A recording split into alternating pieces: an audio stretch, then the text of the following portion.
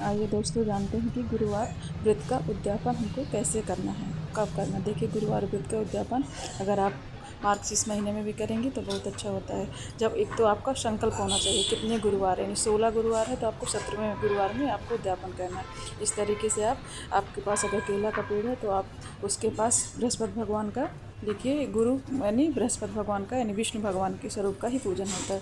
केले के पास यानी केला मेन भगवान का पौधा है जो कि इसमें हमको पूजन करना है। तो आप इस तरीके से पाटा में भगवान विष्णु की मूर्ति रख के आप विधिवत पूजन करिएगा।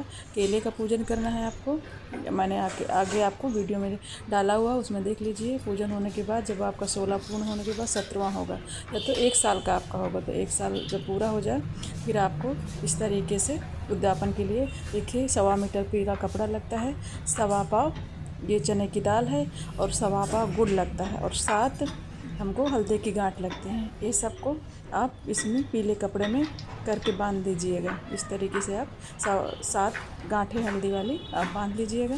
देखिए, किसी किसी को बृहस्पति भी खराब होता है, उसको भी ये गुरु का यानी बृहस्पति का ये दान करना होता है। कोई जो भी कन्याओं का विवाह नहीं होता उनके लिए भी होता है, जिन यानी पुत्र प्राप्ति के लिए, घर में सुख समृद्धि के लिए होता है। इसलिए जब आपका पूर्ण हो जाए आपकी मनोकामना, तो इस तरीके से आप कपड़े में पीले बांध के रख दीजिएगा। आपको अगर आपके पास सामर्थ्य है तो आप 5 तरह का फल लाइए, नहीं तो इसमें मेन केला होता है, संतरा यानी जो भी पीला फल हो।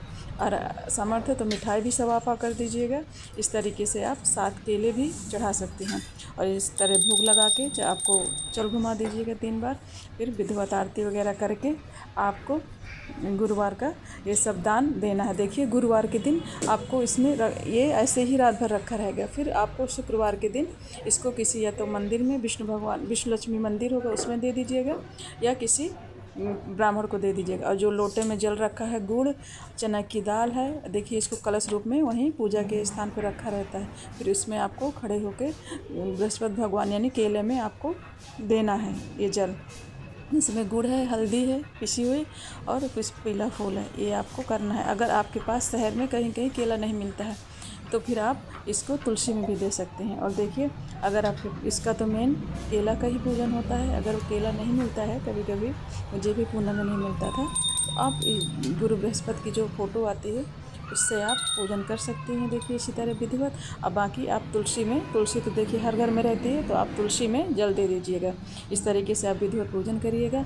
अगर आपके सामर्थ्य है तो आप ब्राह्मण को पूजन करा दीजिए, या 7 कुमारी कन्याओं को करा दीजिए, या 7 सुहागन को, जो भी आपके सामर्थ्य है उनके हिसाब से आप भोजन करा दीजिए। अगर भोजन नहीं करा सकते हैं तो जो भी लड्डू आप 1.25 पाव 1.25 किलो चढ़ाएँ तो पीला यानी प्रसाद चढ़ता है। देखिए, पीला कपड़ा, पीले चने की दाल, गुड़ ये ज़रूर होता है। तो इसलिए आप पीले लड्डू ही 7 लोगों का जो भी हो तो प्रसाद ज़रूर, यानी जब आपका उद्यापन होगा तो आपको प्रसाद ज़रूर वितरण कर दीजिए।